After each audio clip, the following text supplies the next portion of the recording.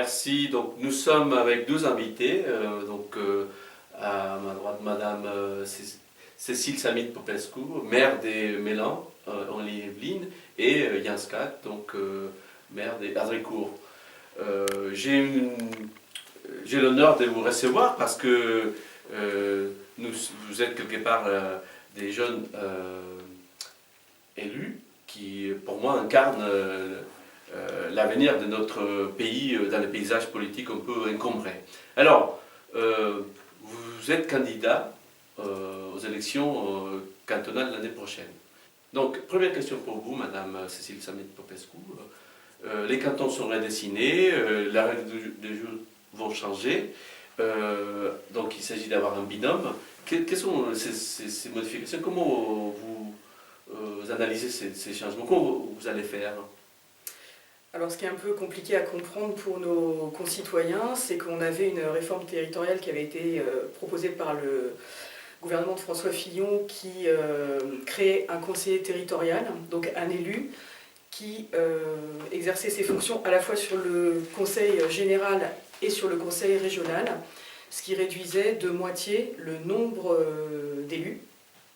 Et le gouvernement socialiste, donc c'est empressé de multiplier les réformes territoriales. Donc on a réformé la carte des régions, on a réformé la carte des cantons. On réforme aujourd'hui avec la loi MAPTAM les EPCI. Donc des réformes territoriales successives qui sont incompréhensibles pour nos concitoyens. Et dans le cas des cantons, donc les élections de mars prochain sont des élections départementales. Donc le terme est également modifié, avec donc l'obligation de se présenter en binôme, à parité, un homme et une femme. Alors moi, la remarque que je ferais, c'est pourquoi pas, mais simplement, on multiplie encore le nombre d'élus, puisque les Yvelines, comme d'autres départements, voient leur nombre de cantons réduit, mais en revanche, leur nombre d'élus augmenté. Il y a actuellement 39 cantons dans les Yvelines, donc on réduit ce nombre de cantons à 21, et avec un binôme par canton, on va donc avoir 42 élus, alors que nous n'en avions que 39. Donc on a un peu de mal à comprendre la logique, là c'est vrai, du gouvernement dans cette réforme. Ça nous ramène à une question des fonds, finalement. La réforme pour la réforme, parfois ça rime à des complexités qui font une sorte que c'est difficile de mieux comprendre le paysage politique. Surtout je pense, pour tous nos concitoyens. Ouais.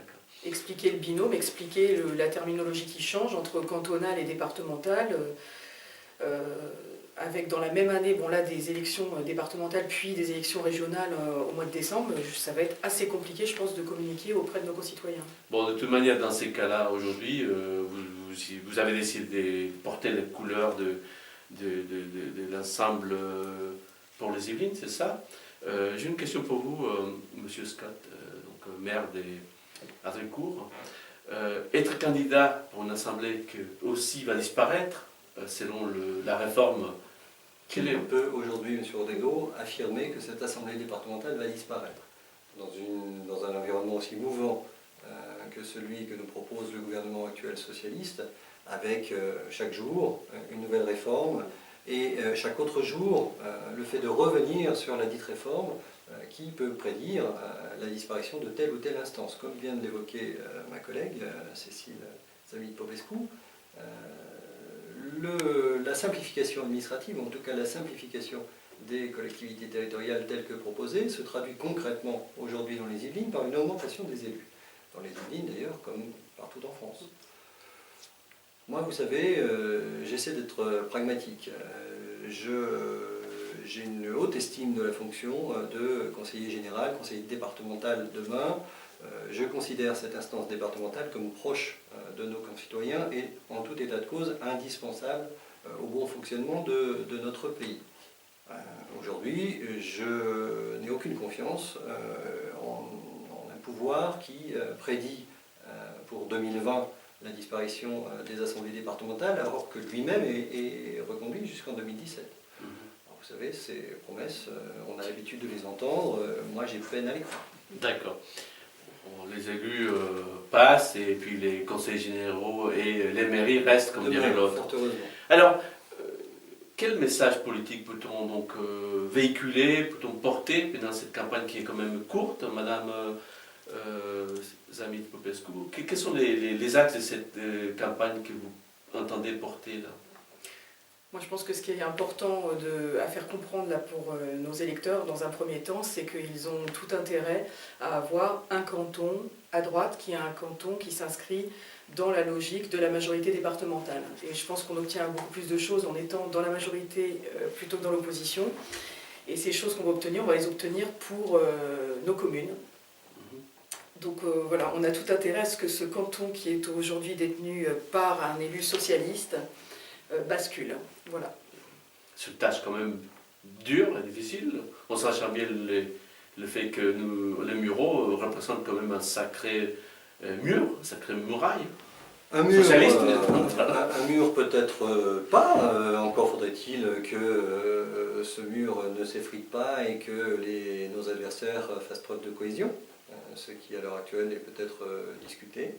En tout état de cause, je partage totalement le point de vue de ma collègue, à savoir qu'il nous faut offrir une cohérence territoriale à nos populations. Il faut également qu'on sache aujourd'hui, à l'heure du regroupement dans des très très gros ensembles intercommunaux, qu'on fasse entendre la voix de la ruralité. Et c'est quelque chose qui nous est cher à tous les deux, et peut-être encore plus à moi, maire d'une petite commune. Aujourd'hui, les termes de proximité, de ruralité ne doivent pas être galvaudés. Ils ont tout leur sens. Il faut donc qu'il y ait une possibilité de représentation au sein de l'instance départementale de ces petites communes rurales. C'est aussi le sens de notre candidature et c'est aussi en cela que nous pensons que notre binôme a de très très sérieuses chances. Il y a une complémentarité entre vous deux, bon, mis à part le fait qu'en femme, quels sont les autres points que vous sentez en cohérence, en complémentarité, madame? Bon, mis à part qu'il est au l'urbanité, Entre les considérations capillaires, je pense qu'on peut trouver effectivement de nombreux sujets de convergence. L'urbanité et la ruralité. Le fait peut-être aussi que nous sommes de jeunes élus, que nous avons peut-être une autre conception de la politique par rapport aux générations qui nous ont précédés et qu'on a un autre message à porter et d'autres pratiques surtout. C'est-à-dire plus des éthiques peut-être, plus des... Je sais pas, je pose la question. Plus d'éthique, oui, le mot a été dit.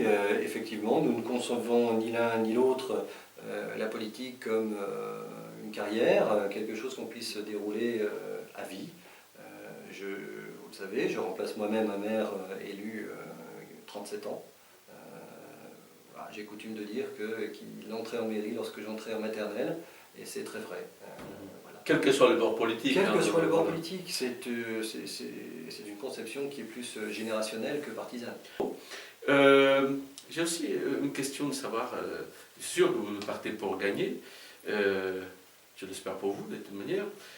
Dans ces contextes politiques, quels sont probablement les obstacles qui vont peut-être vous gêner pendant la campagne? Quels sont les points que vous voyez? Je réponds. On passe avec vous d'abord, Cécile, et puis après on passe. Le canton des Mureaux, puisque c'était le canton de Melan qui donc change de dénomination. Le canton des Mureaux est un canton qui est clairement identifié dans le département comme un canton difficile. Oui. Pour la droite. Pour la droite, mais bon, difficile je pense pour tout le monde, parce qu'aujourd'hui, on a un Front National qui est quand même fort dans ce canton. On a des élus Front National et aux Mureaux et à Melan.